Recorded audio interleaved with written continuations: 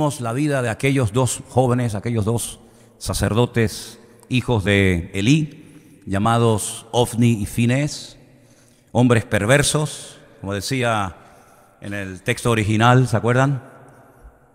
Benei Belial, hijos del diablo, así dice en hebreo.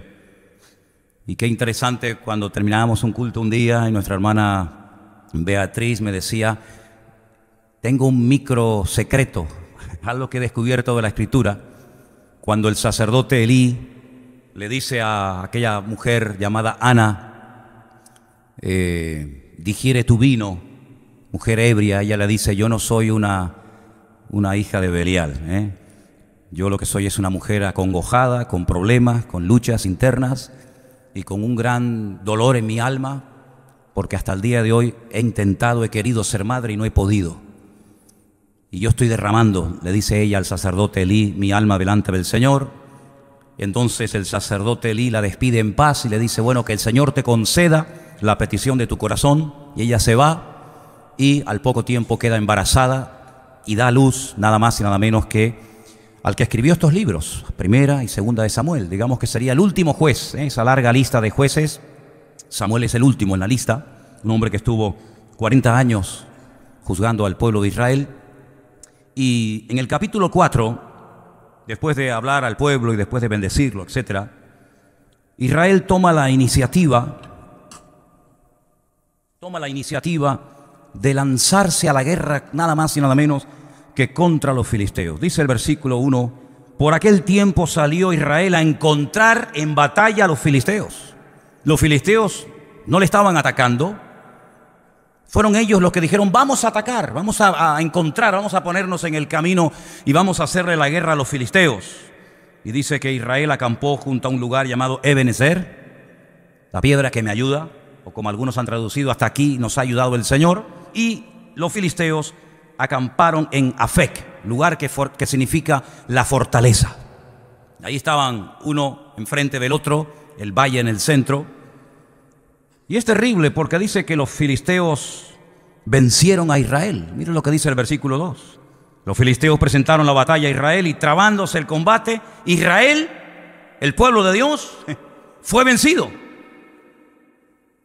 Y dice que huyeron de la batalla y en aquel día murieron como 4,000. 4,000 personas. Ahora, yo no sé quién se encargaba de contar a los muertos, pero contar 4,000 cadáveres tiene que ser un trabajo tremendo, ¿no? Pero es que no solamente murieron 4,000, después vamos a ver que murieron muchos más. Y la cuestión está: ¿cómo es posible que el pueblo de Israel, que en aquel momento era el pueblo escogido por el Señor, perdieran una batalla frente a enemigos como los filisteos, que eran paganos, eran idólatras?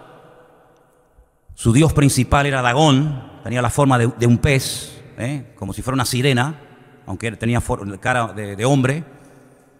¿Cómo es posible que perdieran frente a un enemigo tan malo y tan perverso como los filisteos, el pueblo de Dios? Bueno, en primer lugar vemos que el Señor no le dijo en esta ocasión a Israel que fueran a pelear contra los filisteos ni contra nadie. Eso es algo muy importante, es algo que hay que tener en cuenta, ¿saben? No se meta donde Dios no lo llama, hermano. No empiece a meterse en cosas: ahora voy a hacer esto, ahora voy a hacer aquello, sin tener instrucciones específicas de parte del Señor. Porque vas en tu nombre, vas por impulso, vas en la carne, y eso a la larga te pasa factura. ¿Quién le dice a Israel: váyanse a la guerra y peleen contra los filisteos? Nadie. No es como en otras ocasiones que Dios habla y Dios revela su plan y su propósito al pueblo, sino que en esta ocasión Israel dice: vamos a pelear. En un golpe de impulsividad o de emoción, vamos a pelear contra los filisteos, que era una nación, que era un pueblo que estaba en la costa mediterránea, tremendamente poderoso, y se metieron en una batalla sin prepararse espiritualmente. Si no solamente no tienen una palabra específica del Señor, sino que no están preparados espiritualmente. Es más, si uno analiza el estado espiritual de Israel en aquel tiempo, no era el mejor, sino más bien todo lo contrario, era cuando peor estaban. Fíjense cómo estaba el liderazgo. Ofni y Finés, sacerdotes perversos, corruptos, que violaban a las mujeres en la puerta del tabernáculo en Silo. personas que abusaban de su puesto como sacerdotes, quitándole a la gente ofrendas a la fuerza. El pueblo estaba en un momento terrible. No había comunión, no había relación con el Señor. El único del cual habla bien el Señor en aquel tiempo era de Samuel. Pero del pueblo, el pueblo estaba fatal. Y cuando una persona no está bien espiritualmente, ¿cómo se le ocurre meterse en batallas y meterse en terrenos donde para meterte, primero Dios te tiene que decir, métete? Y segundo, Dios te tiene que preparar espiritualmente para que no caigas herido y hagas el ridículo. Y encima, en tu mala decisión, puedas arrastrar a otras personas. Miren cómo murieron en el primer encuentro, en el primer encontronazo, 4.000 hombres. El título del mensaje de hoy es Decisiones equivocadas. Decisiones equivocadas pueden llevarnos a la ruina, a nosotros y a países enteros, y a iglesias enteras, y a familias enteras. Y lo que me llama la atención es que se sorprenden, encima se sorprenden porque han perdido. Miren, por ejemplo, lo que dice el versículo 3. Cuando volvió el pueblo al campamento, los ancianos de Israel dijeron, ¿por qué nos ha herido hoy el Señor delante de los filisteos?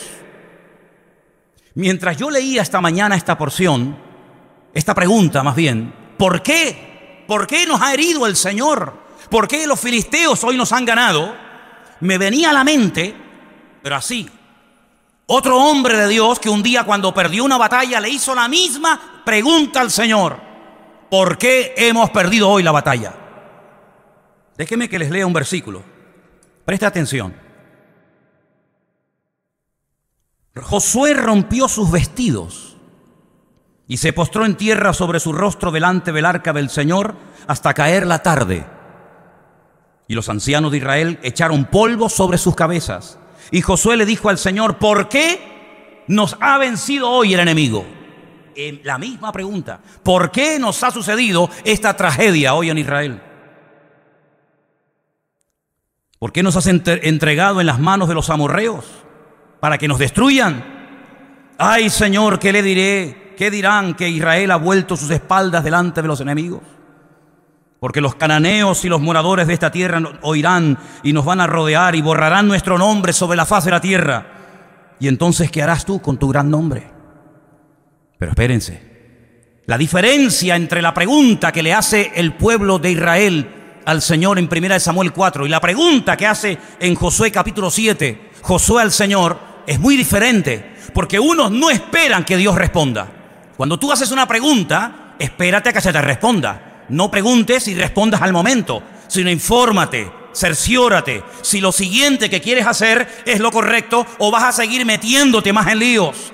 Sin embargo, con Josué fue diferente, porque él rasga sus vestiduras delante del Señor. Él dice, ¿cómo es posible que ayer le ganamos a los de Jericó, una ciudad inmensa, y hoy nos vamos a pelear contra una población, una localidad muy pequeñita llamada Jai, y perdemos?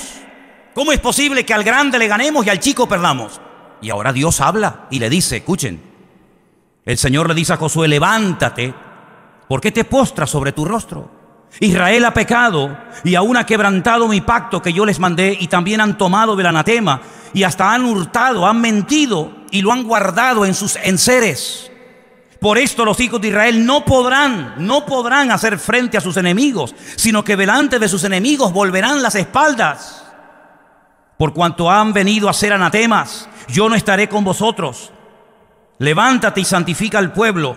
Y todos conocemos el resto de la historia de cómo un solo hombre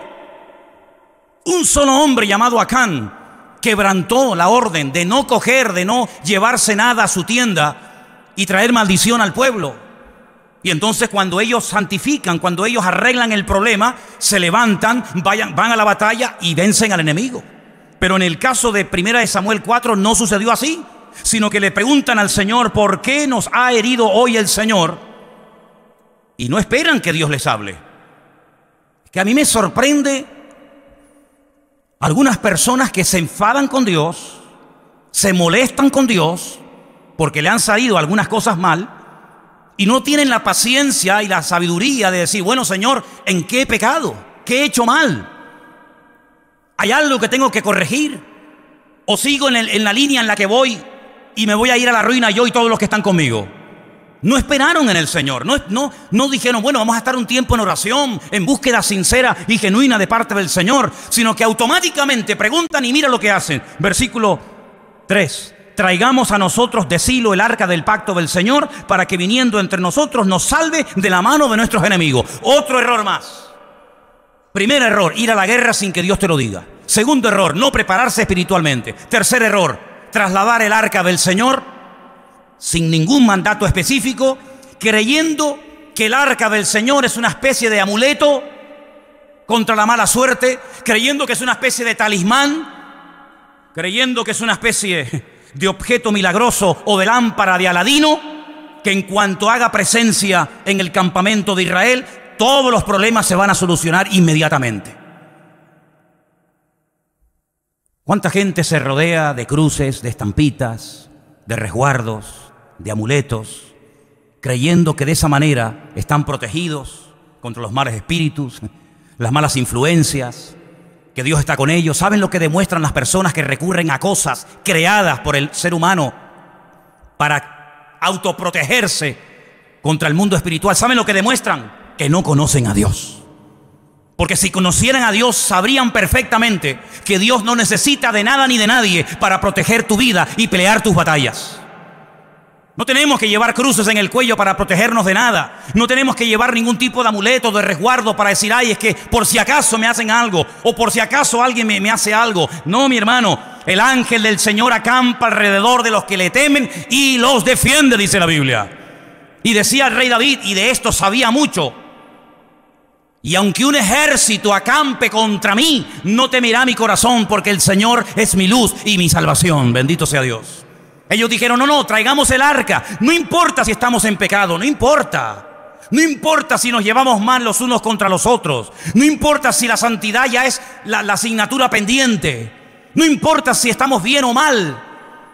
Traigamos el arca, que al fin y al cabo no cuesta nada traer un mueble, trasladarlo de un sitio a otro. Y el arca por sí misma nos defenderá contra el enemigo.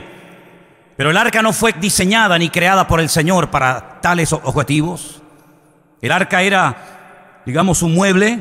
Tenemos ahí en la entrada una especie de réplica. Ahí tenéis una fotografía de cómo podía ser el arca en aquellos tiempos. En su interior, en esta caja, en este cajón de madera de acacia forrado de oro por dentro y por fuera, se guardaba un poco de maná para recordarle al pueblo de Israel que Dios había suplido milagrosamente durante muchos años el alimento en el desierto. Se guardaban las tablas de los 10 mandamientos, las que rompió Moisés la primera vez y la segunda, que estaban intactas en su interior. Y también la vara de Aarón también se guardaba cerca de este arca.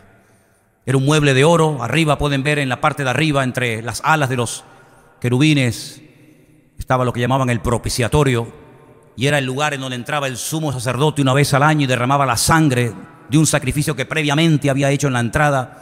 Y allí oraba y allí intercedía para que Dios protegiera al pueblo de Israel durante un año más, hasta el próximo día de Yom Kippur, el día del perdón.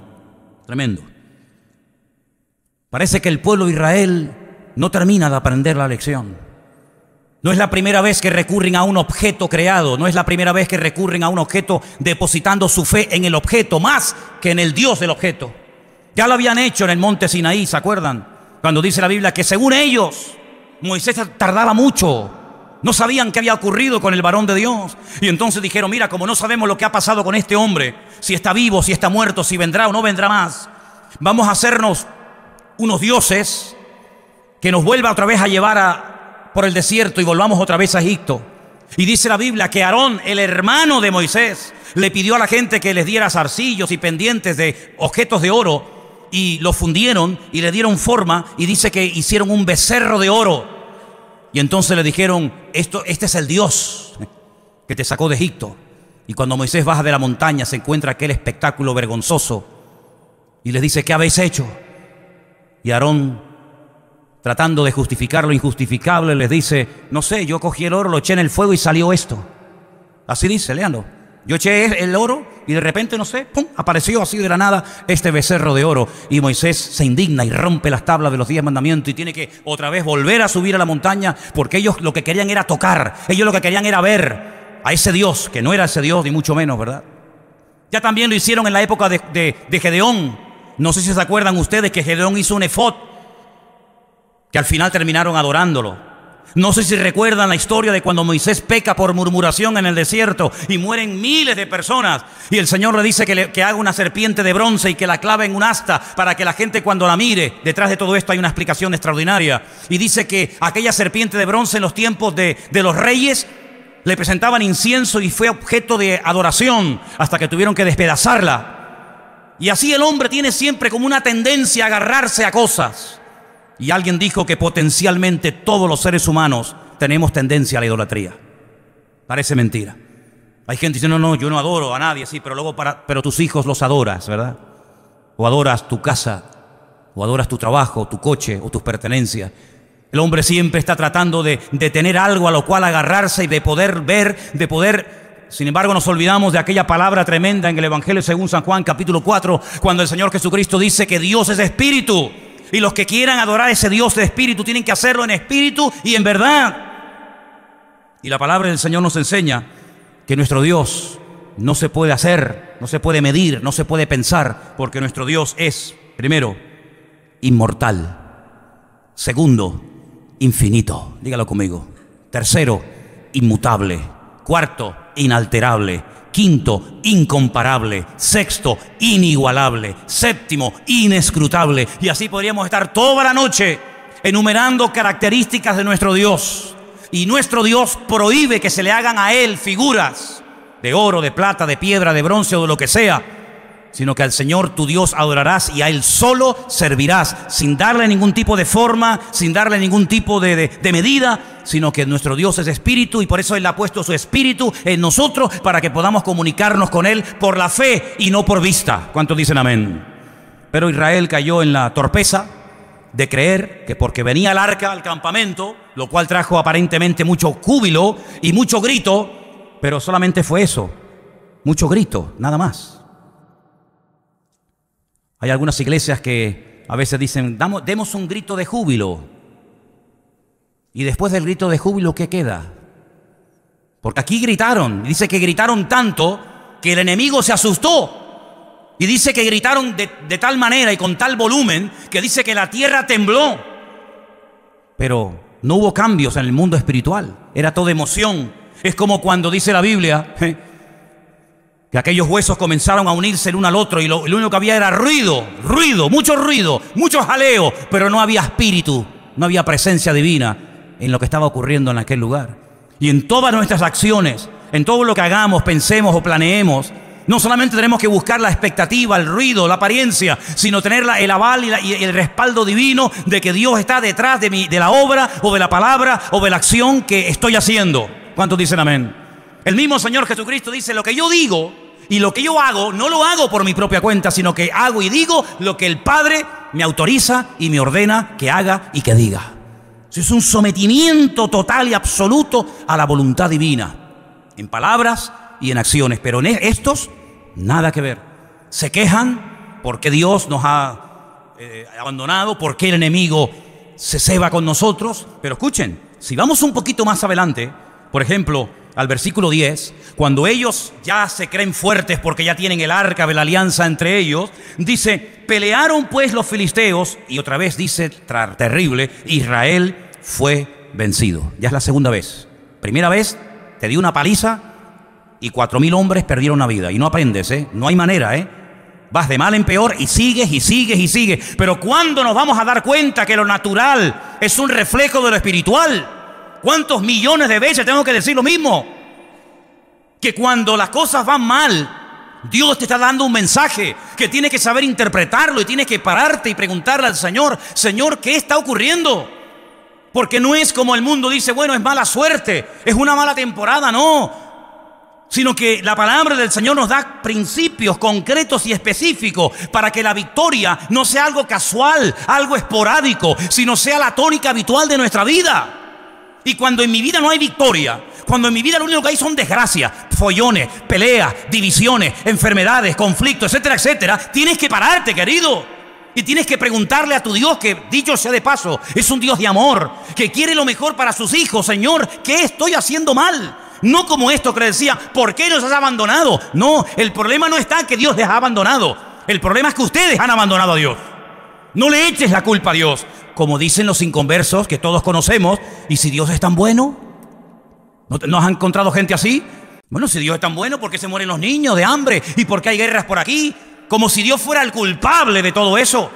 Y aquí está esa actitud reflejada. ¿Os dais cuenta que el corazón del hombre, da igual si es en el Antiguo, en el Nuevo Testamento, en la Edad Media o en el tiempo presente, el corazón del hombre es igual? Siempre tratando de buscar el chivo expiatorio, siempre tratando de echarle la culpa a algo o a alguien, menos a sí mismo.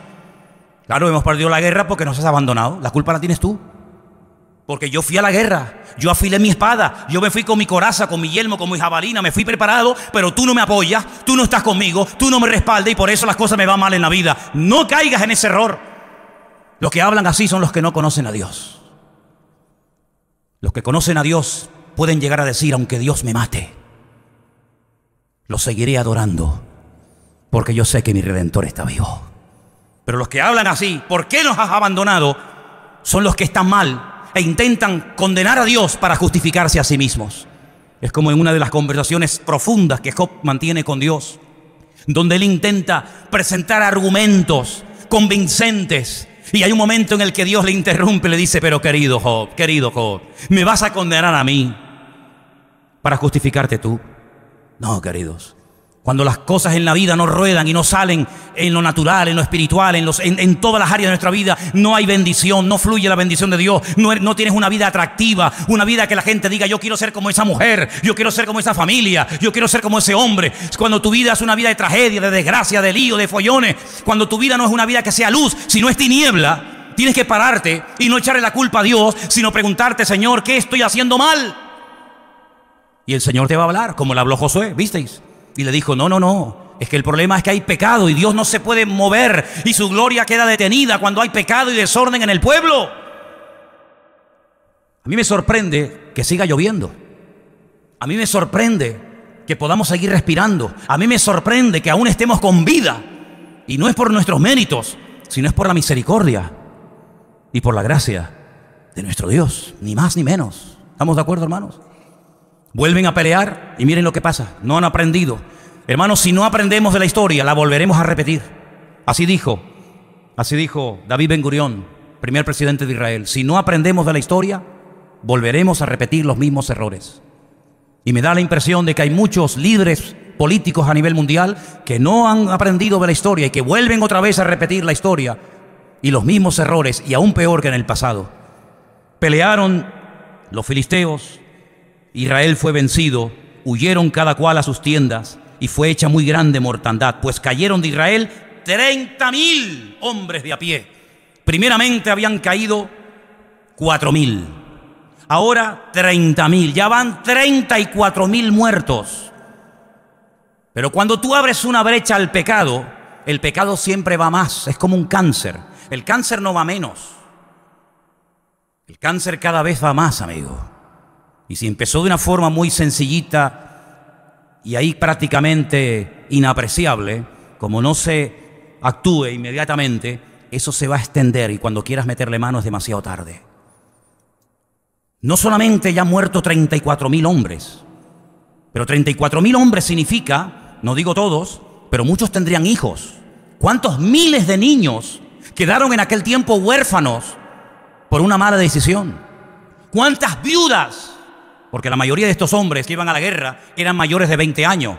De hecho, si no tenían 20 años o más, no podían ir a la guerra. Y a esas edades, la mayoría de los hombres ya estaban casados. Es decir, que no solamente quedaron miles de niños huérfanos, sino miles de mujeres quedaron viudas por una mala decisión.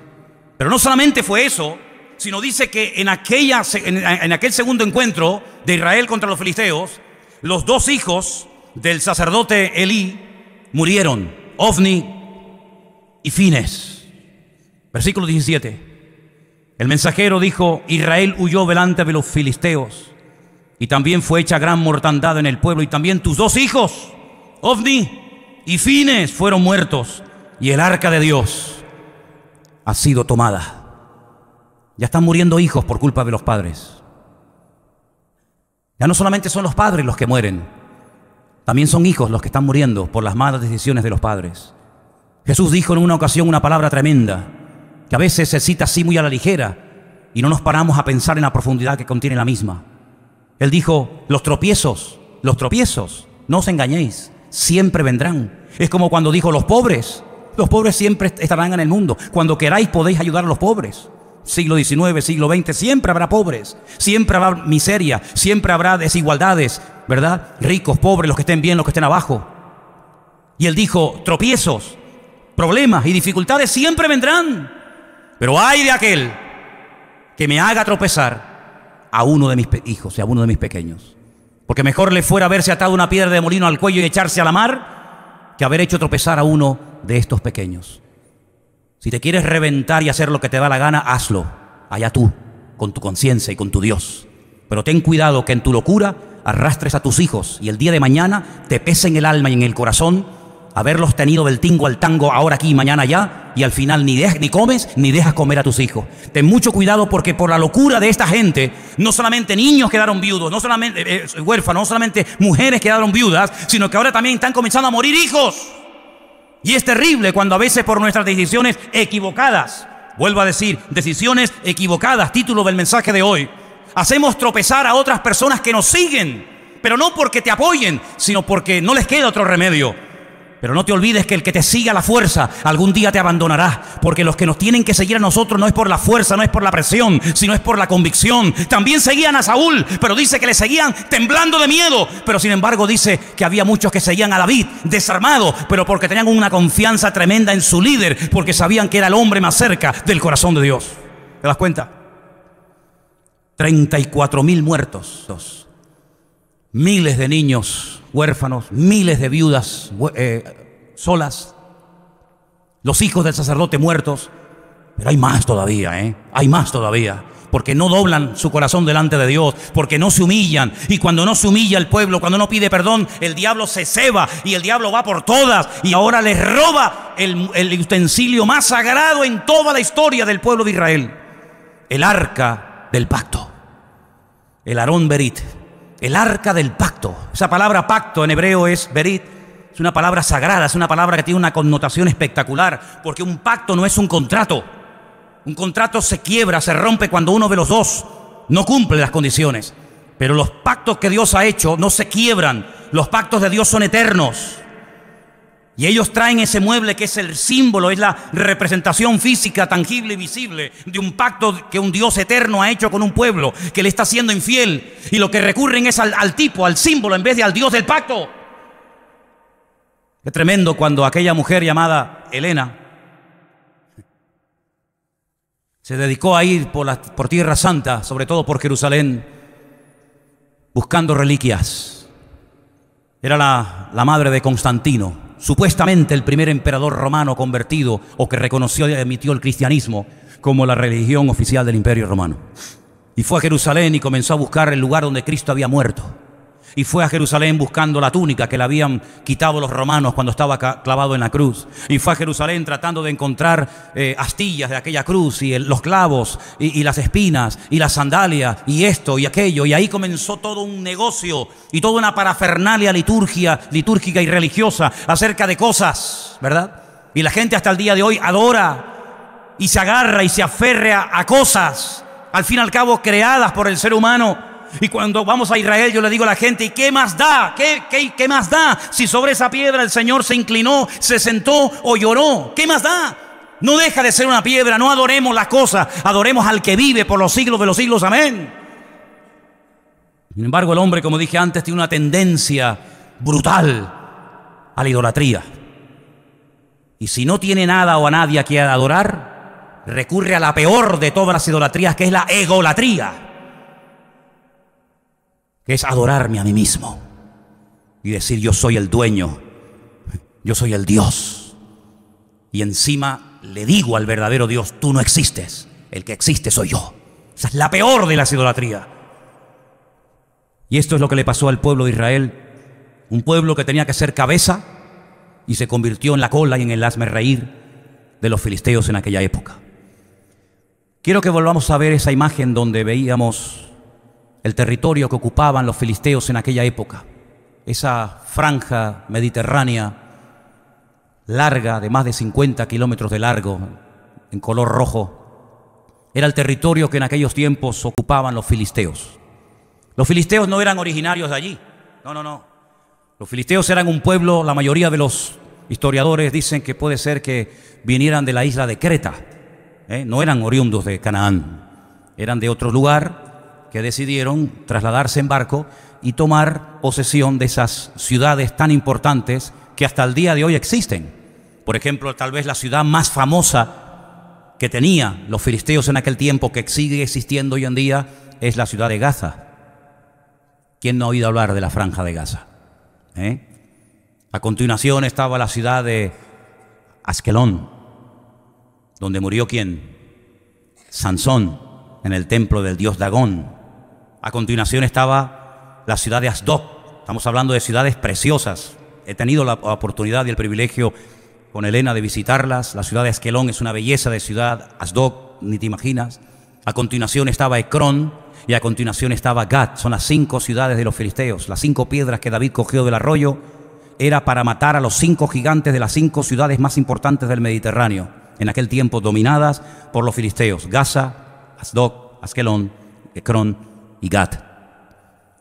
Ellos controlaban la salida y la entrada de mercancías. Los puertos principales, los puertos que en aquel momento operaban, estaban allí. Y ellos podían otear al horizonte las naves que venían con suministros, y también controlaban la mercancía que salía del país. Es decir, los filisteos eran expertos en oprimir la economía del país. Eran expertos en decir: esto entra o esto no entra, esto sale o esto no sale. Es decir, no eran enemigos que solamente peleaban cuerpo a cuerpo con Israel, sino eran enemigos que atacaban el suministro de mercancías, ¿verdad? Toda la infraestructura de los filisteos era precisamente evitar que económicamente el país prosperara, porque ellos eran los que permitían o impedían que las mercancías entraran o salieran del país. Qué interesante, ¿verdad? Cómo cada uno de los enemigos que se afincaron en la tierra de Canaán, cada uno de ellos tenía su característica. Qué tremendo cuando aquel filisteo desafía al pueblo de Dios. Lo vamos a ver más adelante en estos próximos días en el libro de Samuel. Y cómo David reconoce, cómo David discierne espiritualmente que detrás de ese gigante, detrás de esa masa de carne, detrás de ese hombre natural, hay un poder, un principado espiritual que lo que intenta es ahogar y lo que intenta es amedrentar y asustar al pueblo de Dios. El arca es robada, se la llevan los fariseos a su tierra. No es que obraran mejor que los israelitas, pero a veces, escúchame bien, los inconversos son el látigo que Dios utiliza para tratar con tu vida. Escucha bien esto que te acabo de decir. Tal vez lo has oído o tal vez la primera vez en tu vida que un pastor te dice esto. Ten cuidado, porque si no escuchas la voz de Dios, si no prestas atención a la voz de Dios, puede ser que Dios le permita a algún inconverso golpearte y humillarte para que busques a Dios sí o sí. No te olvides que Dios puede utilizar al faraón para decirte: ven y toma tierras y vive de maravilla, o al mismo faraón o a otro lo puede utilizar para amargarte la vida y para impedirte y coaccionarte tu libertad. Dios puede utilizar a un Nabucodonosor para destruir a un templo y para destruir una civilización y para destruir a todo un pueblo y una ciudad, y al mismo personaje el Señor lo puede utilizar para levantarte y para prosperarte y ponerte con autoridad y con poder en Babilonia, como fue el caso de Daniel, Mesac, Abednego y Misael. No te olvides que Dios puede utilizar a un Ciro, ¿verdad?, para volver a reconstruir el templo, o puede utilizarlo para destruir el templo. En otras palabras, Dios quiere tratar con tu vida sí o sí, en esta iglesia o a la que vayas. No puedes huir del trato de Dios. Si no le escuchas por las buenas, tendrás que escucharlo por las malas. Si no le atiendes por lo espiritual, te tocará la fibra física, y si no la mente, y si no la economía, y si no la familia. Pero sí o sí, Dios no se va a detener, sino que Dios tiene un propósito y un diseño para nuestra vida, y Él puede utilizar al jefe que te paga no pagándote, o puede utilizar al jefe que te paga para bendecirte y para ayudarte, o para amargarte la existencia y la vida, y puede utilizarlo para ponerte en el puesto de trabajo que anhelas y quieres tener, o para ponerte en el sitio donde jamás en tu vida te gustaría entrar y pisarlo.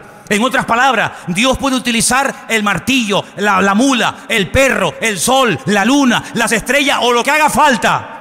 Pero a Dios no lo va a detener nada ni nadie, porque Dios dice que no parará de obrar en nosotros hasta que Él venga a buscarnos y quite nuestras arrugas y quite las manchas de nuestra vida. ¿Cuántos dicen amén?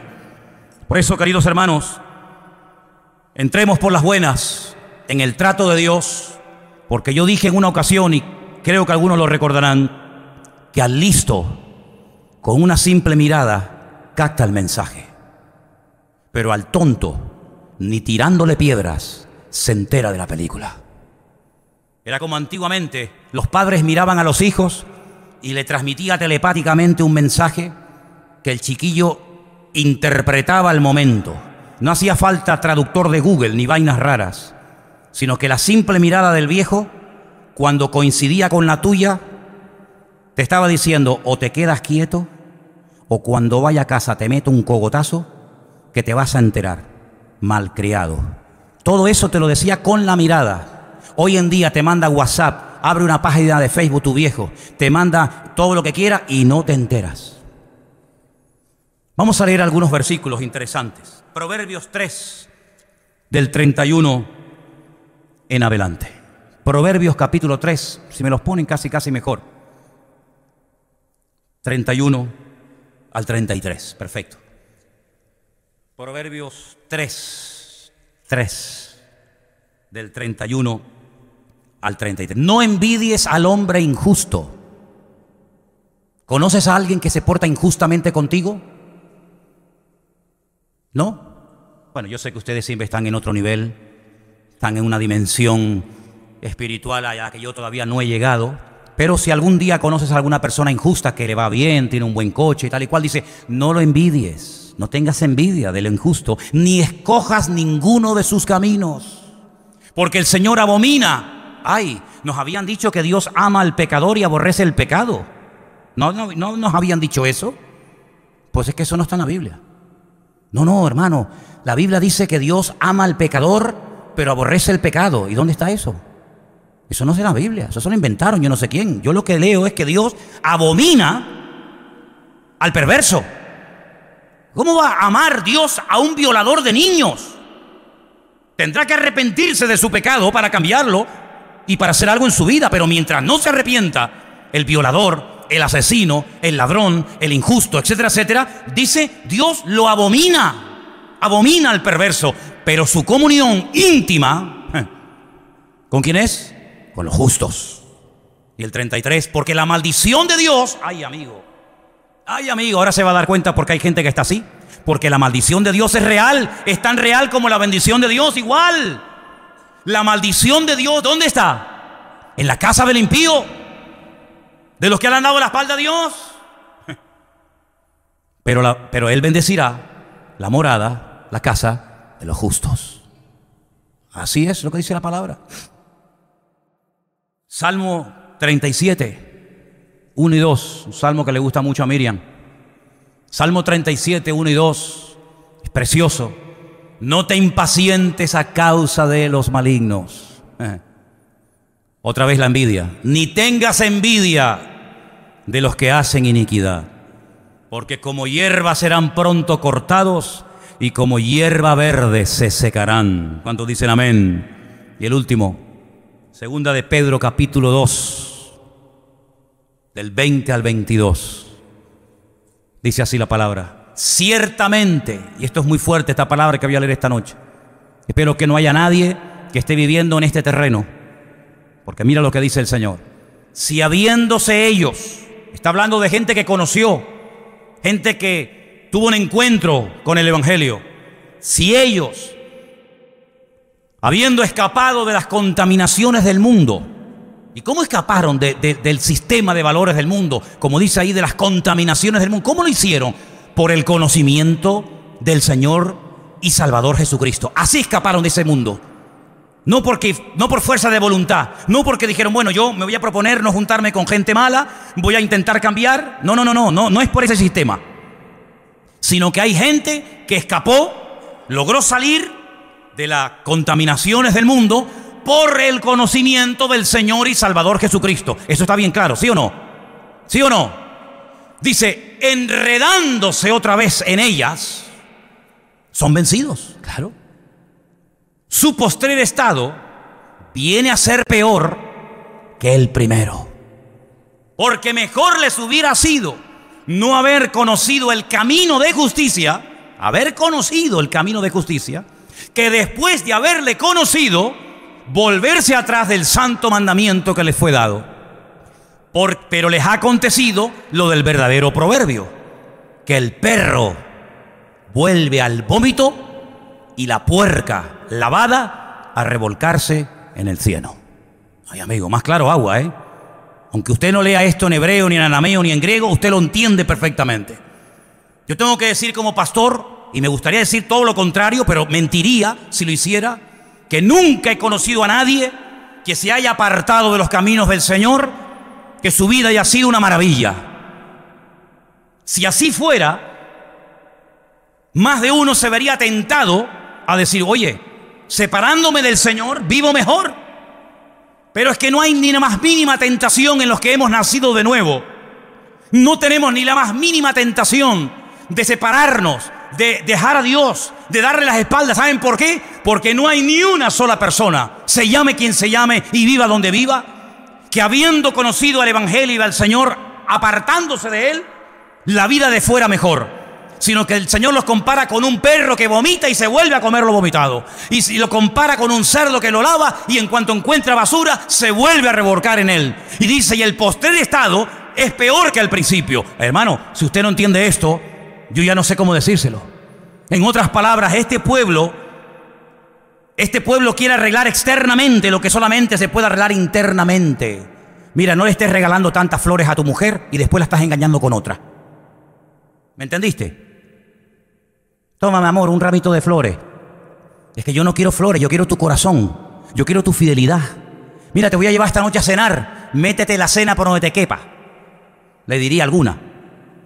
Yo no quiero que me des cena. Yo lo que quiero es que estés más tiempo en casa con tu mujer y con tus hijos. Así era Israel. No se arrepienten, no buscan de Dios, no viven en santidad, no ponen sus vidas en orden, pero tráiganos el arca, que trayéndonos el mueble se arregla todo. Es como aquellos que dicen, no, yo tengo una Biblia y te enseñan una Biblia así.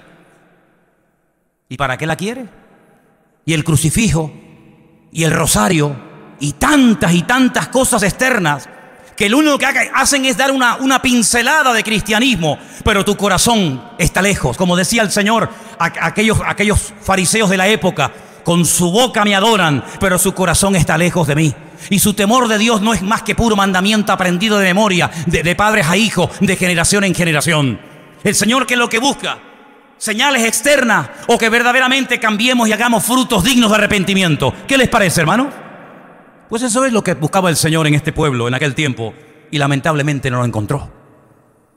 Quiero terminar contándoles una historia real de un hombre que era científico y viendo cómo estaba el mundo tan deteriorado, tan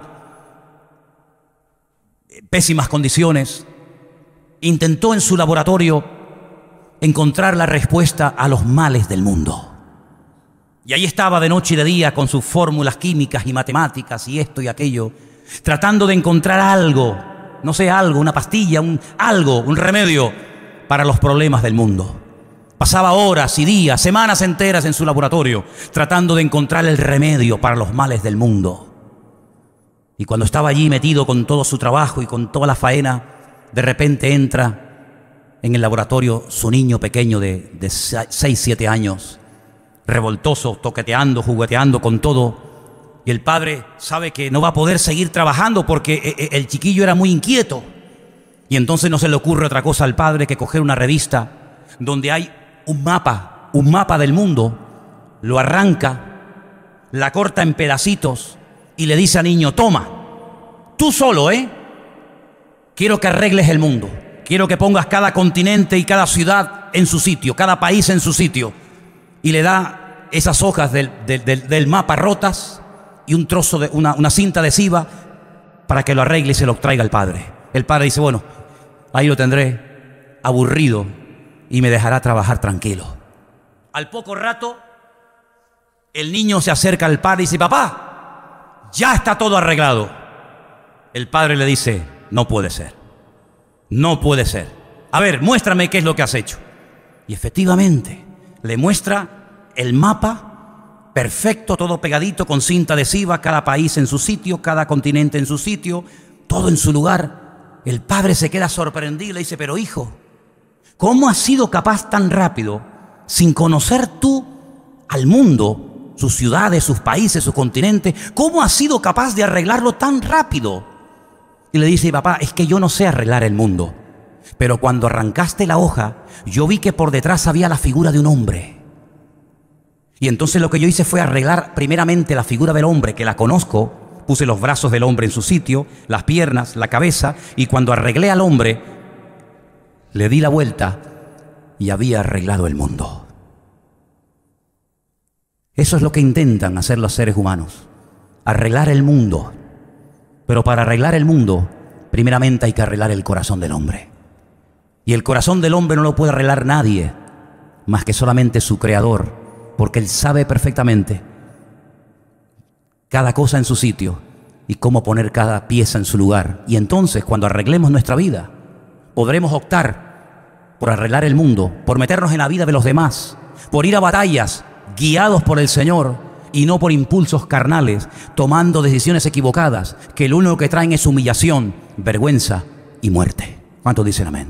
Cierra tus ojos en esta tarde ahí donde estás. Aleluya.